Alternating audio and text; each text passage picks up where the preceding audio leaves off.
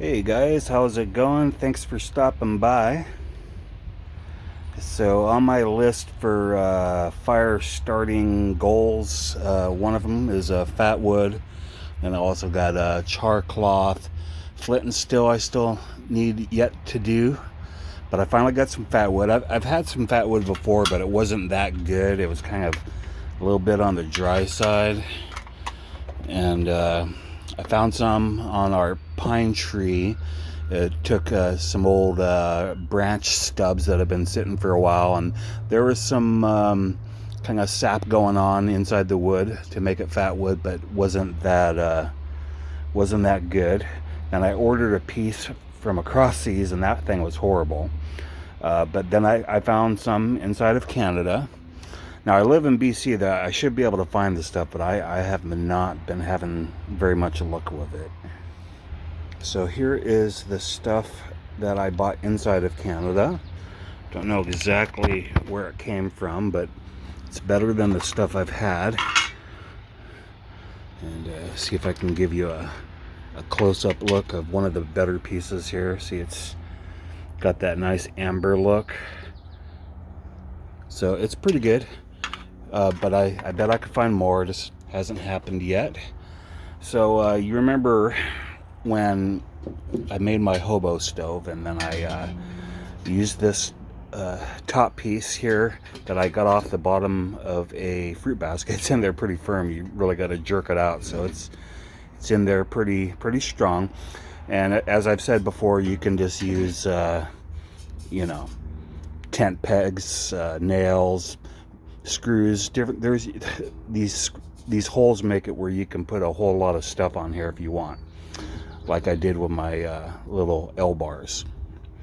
So anyway, so I'm stuck with this bowl without a bottom, so I was trying to figure out how I can utilize that. And I was melting some wax,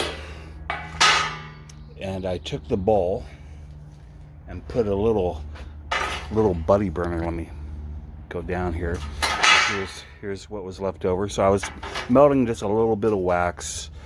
Well, actually, I had some leftover wax from my fire starters, and I wanted to kind of utilize that. So while I'm having a fire with one of my buddy burners, I want it to make it where I can put a little pot on there and melt some wax, and it worked out pretty good. But then I realized I made for the heck of it, I made a really large buddy burner, and I thought that might work even better.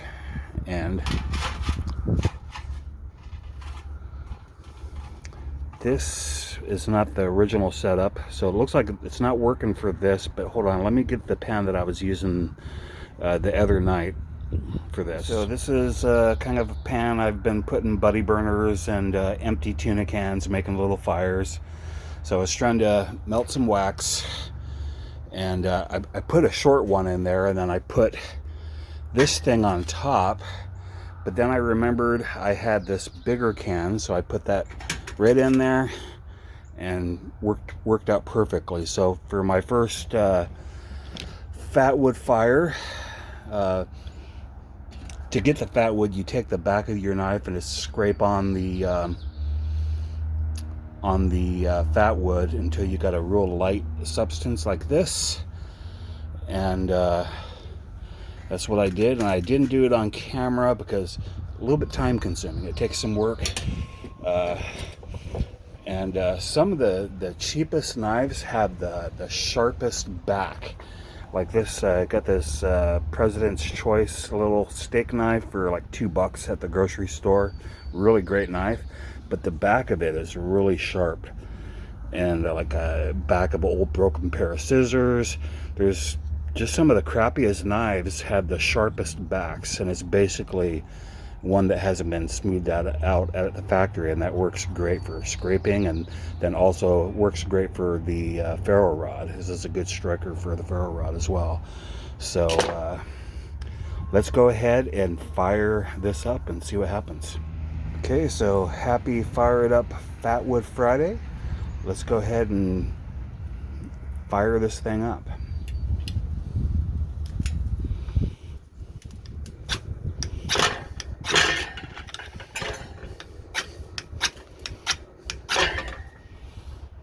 Okay, seem to have this little cage in the way, so I'm going to go ahead and move this and do it again. Wasn't getting a real strong strike on that, so let's try that again.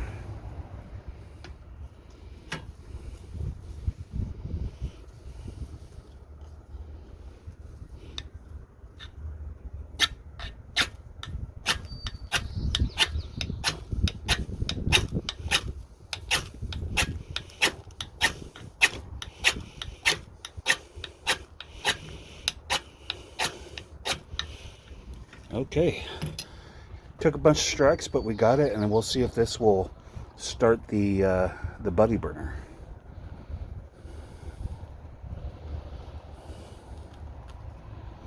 Okay, looks like it's starting to do its thing there.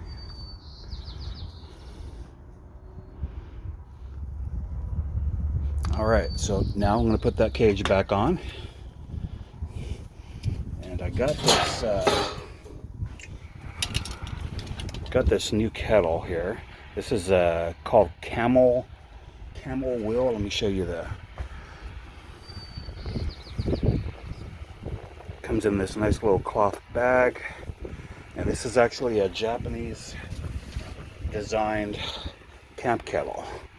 So we're gonna see how this does with boiling. So let's put that right on top.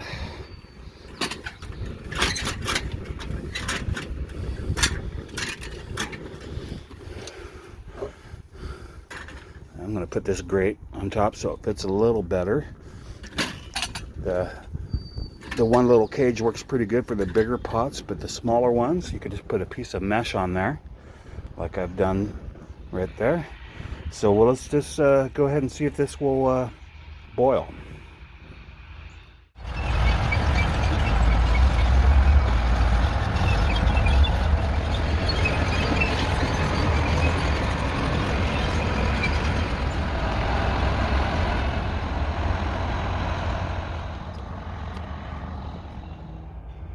All right, it looks like we have a boil. Let's go take a look. Okay. Not a super high boil, but it is bubbling. So it took a while to get it boiling because we have a light breeze today, and then the flame has been all over the place, so you can see the soot on that Japanese pot. But we got a boil. So I think we will call it a day. See if we can get some mountains in there. Yep. I think that might be part of Seven Sisters. I'm not sure. I really need to get up on the geography of this area. But yeah, so our next venture will be an outdoor Dutch oven, and we're gonna throw together something on that. It's the kind that have the legs that stick out and the on the bottom, and then you put a lot of the recipes I've been seeing people doing are like 8 briquettes on the bottom and like 16 on the top, so that's probably what I'm gonna do. And then some recipes you have to change out the charcoal. But I've been wanting to venture into this for a long time. Got about a 1 gallon size coming by next weekend. So a lot of folks, they use like 1.5 gallons, 2 gallons of real big pots, but it's just me and my wife, and that's all we need. So I think 1 gallon will be more than enough. So I think that is about it. You guys have a great weekend. Happy Fire It Up Fatwood Friday. I will see you guys on the next one. Take care. Bye.